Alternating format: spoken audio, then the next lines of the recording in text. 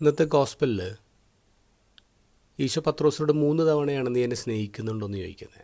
എന്തുകൊണ്ടാണ് അങ്ങനെ ചോദിച്ചത്? നമുക്കറിയാവുന്ന ഉത്തരം 3 തവണ പത്രോസ് തള്ളിപ്പറഞ്ഞു, അതുകൊണ്ട് 3 തവണ അഫർമേഷൻ നടത്തിയതാണ്.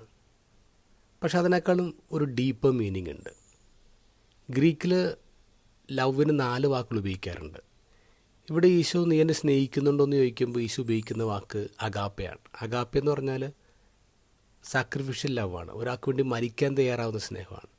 അപ്പോൾ ഈശോ ചോദിച്ചത് എന്താ? നീ എനിക്ക് വേണ്ടി മരിക്കാൻ തയ്യാറാണോ പീറ്ററെ? പീറ്റർ തിരിച്ച് മറുപടി പറയുമ്പോൾ അഗാപ്പ എന്നുള്ള വാക്കല്ല ഉപയോഗിച്ചത്, ഫീലിയ എന്നുള്ള വാക്കാണ്. ഫീലിയ എന്ന് പറഞ്ഞാൽ ഫ്രണ്ട്ഷിപ്പാണ്.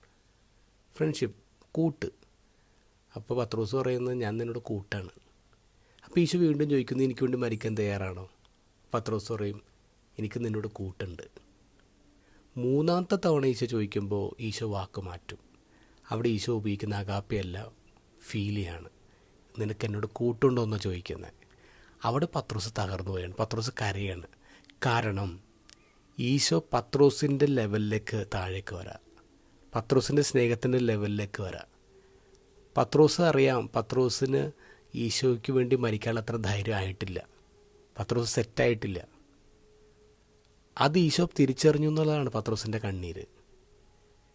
ശരിക്കും നമ്മുടെ വീക്ക്നെസ്സിനെ കുറിച്ചും നമ്മുടെ കഴിവുകളിനെക്കുറിച്ചും നമ്മുടെ ഈശോയ്ക്ക് നന്നായിട്ട് അറിയാം. നമ്മളതിൽ ഒരുപാട് സങ്കടപ്പെടേണ്ട. പത്രോസിനോട് ഈശോ പറയുന്നത് എന്താ? ഇപ്പം നീ ചെയ്യില്ലായിരിക്കാം, മരിക്കില്ലായിരിക്കാം, പക്ഷേ പിന്നീട് നീ എനിക്ക് വേണ്ടി മരിക്കും എന്ന് പറയാം. ഒരു കോൺഫിഡൻസാണ് പത്രോസിന് കൊടുക്കണം. നീ വിഷമിക്കേണ്ട, ഭാവിയിൽ നീ എനിക്ക് വേണ്ടി മരിക്കും. ഈ ഒരു കോൺഫിഡൻസാണ് ഈശോ നമുക്കും തരുന്നത്. നമുക്ക് പവർ കിട്ടിയിട്ടല്ല നമ്മൾ റെസ്പോൺസിബിലിറ്റി ഏറ്റെടുക്കുന്നത്. നമ്മൾ റെസ്പോൺസിബിലിറ്റി ഏറ്റെടുത്ത് കഴിയുമ്പോൾ we will become powerful. Eesho നമ്മളെ പവർഫുൾ ആക്കും.